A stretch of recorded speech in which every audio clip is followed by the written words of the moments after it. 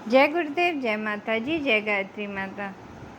कर्मफल का शाश्वत सिद्धांत श्रीमद् भागवत गीता भगवान के मुख से निकला एक ऐसा दिव्य संदेश है जिसके प्रत्येक श्लोक में, प्रत्येक अध्याय में जीवन को समग्रता से जीने का संदेश प्रदान किया गया है। गीता में से निस्सृत हुए अगणित दिव्य संदेशों में सर्वाधिक महत्व का संदेश कर्मफल सिद्धांत का एवं उसको ध्यान में रखकर निष्काम भाव से कर्म करने का संदेश है। कर्मफल का सिद्धांत ऐसा अविचल व शाश्वत है कि उसे मानने या ना मानने वालों प्रत्येक को उसके अनुरूप परिणाम को प्राप्त करने के लिए तैयार रहना पड़ता है। इस सृष्टि का निर्माण किसी के व्यक्तिगत शौक को पूरा करने के लिए नहीं किया गया है, वरन इसके संचालन के लिए एक सुनियोजित व्यवस्था की श्रृंखलाओं की कड़ी है और उस शाश्वत अनुशासन का उल्लंघन करने की छूट किसी को भी नहीं है। कर्मफल का सिद्धांत एक ऐसा ही सिद्धांत है जिसके अनुसार परिणाम पाने के लिए हर प्राणी को विवश होना पड़ता है। हमारे द्वारा अतीत में किए गए कर्म हमारा वर्तमान बनाते हैं और वर्तमान में हमारे द्वारा किए जा रहे कर्म हमारे भविष्य की आधारशिला रखते हैं। जैसा बीज बोया जाता है वैसा ही फल निकल कर के आता है। इसमें किसी कौतूहल या आश्चर्य की संभावना ही कहाँ है। यदि विगत समय में हमसे अनगढ़ अशुभ कर्म हुए हैं तो उनके परिणामों को आज उसी रूप में स्वीकार करने के लिए हमें तत्पर रहना चाहिए। वर्तमान का जो भी स्वरूप है उसका वैसा निर्माण होने के पीछे हमारे पूर्वकृत कर्मों की ही भूमिका है। कुछ कर्म अपना फल तुरंत दे जाते हैं तो कुछ के परिणाम समय साध्य हैं। पढ़ाई शुरू करने वाला बालक एक दिन में ही विश्वविद्यालय का प्रोफेसर नहीं बन जाता। व्यायाम शाला जाने वाला युवक घंटे भर में ही मास्टर चंदगी-राम बनकर नहीं निकलता। इसके विपरीत आग में हाथ देने वाला तुरंत झुलस जाते हैं। उसके लिए लंबे समय तक प्रतीक्षा नहीं करनी पड़ती। कुछ कार्य ऐसे होते हैं जो तुरंत फल दे जाते हैं और कुछ कार्य का परिणाम प्रतीक्षा करने पर मिलता है। जो कर्म अपने परिणाम समय के साथ देकर जाते हैं उन्हें देखकर अनेकों लोग कर्मफल सिद्धांत पर अविश्वास व्यक्त करते हैं। अच्छे काम करने वाले सोचने लगते हैं कि हमारे अच्छे कार्यों का फल हमें क्यों नहीं मिल रहा है, तो बुरे कार्य करने वाले अपने कर्मों का कोई हाथों हाथ बुरा परिणाम न मिलते देख ऐसा सोचते हैं कि हमारा कोई कुछ नहीं बिगाड़ सकता। तत्काल फल न मिलने की व्यवस्था के पीछे भगवान की बनाई दूरदर्शिता व विवेकशीलता की व्यवस्था है। यदि असत्य बोलते ही मुंह फट जाता, चोरी करते ही हाथ कट जाते तो मनुष्य को आत्म प्रेरणा के आधार पर जीवन परिवर्तन का मौका ही नहीं मिलता। और फिर बुरे ही कर्म क्यों, अच्छे कर्म करने का तत्कालिक लाभ मिलता तो सारा पुण्य मिनटों में खत्म हो जाता और शेष जीवन मात्र दंड भुगतने में रह जाता।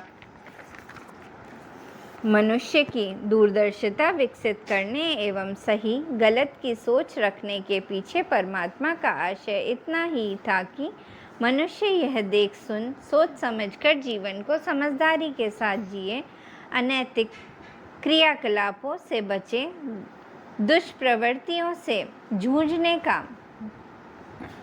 सत्साहस अपने भीतर पैदा करे और इस संग्राम में जो चुनौतियां परेशानियां आए उन्हें अपनाने का धैर्यपूर्वक सहन करने का जज्बा अपने भीतर विकसित करे। कर्मों को फलित होने में, उनका परिपाक होने में समय लगता है। इनकी जड़ें अंतरंग की गहराई में होती हैं और इसलिए उनके शुभ या अशुभ प्रतिफल देर से मिलते हैं व लंबी अवधि तक रहते हैं। यही कारण है कि कभी कभी इनका परिणाम मिलने में जन्म जन्मांतरों का समय लग जाता है। कर्मों के बीज मनुष्य के अंतःकरण में स्थित होते हैं। भगवान ने मनुष्य के अंतःकरण को नैसर्गिक रूप से दिव्य तत्वों से सुशोभित करके भेजा है। स्नेह, सौजन्य, दया, करुणा, मानवता जैसे गुण व सत्प्रवृत्तियाँ ही मानवीय अंतकरण की सामान्य संरचना बनाती हैं। यदि इस क्षेत्र में दुष्प्रवृत्तियाँ या निकृष्टताएँ प्रवेश करने का प्रयास करती हैं तो हमारी आत्मा बगावत कर उठती है। जैसे रक्त में विजातीय तत्वों के बैक्टीरिया, वायरस के प्रवेश करते ही हमारी प्रतिरोधक क्षमता उनसे लड़ मरने को तैयार हो जाती है, वैसे ही अंतकरण की दैवी चेतना भी इस आसुरी दुष्प्रवृत्तियों को मानवीय व्यक्तित्व में जड़ जमाने की छूट नहीं देना चाहती। फलस्वरूप एक देवासुर संग्राम छिड़ उठता है। इसे ही अंतर्द्वंद कह सकते हैं। यही अंतर्द्वंद मनोवैज्ञानिकों की भाषा में बिखरे हुए व्यक्तित्व का कारण बनता है। एक मयान में दो तलवारें नहीं रह सकती।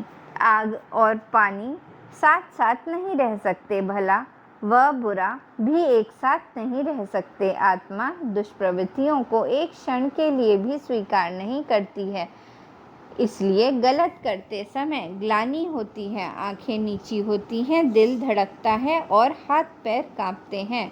यह एक तरह से अंतरात्मा का हमारे लिए संदेश है कि पापों के परिणामों से कोई बच नहीं सकता। इन्हें करके कोई एक बार शासकीय दंड व्यवस्था से बच जाए, परंतु मानसिक संतापों व शारीरिक रोगों से उसे कौन बचा सकता है। इसलिए जो आध्यात्मिक प्रगति के इच्छुक होते हैं वो इन दुष्प्रवृत्तियों व दुष्कर्मों का पहले सफाया करते हैं। कर्मफल विभाग अड़िग है।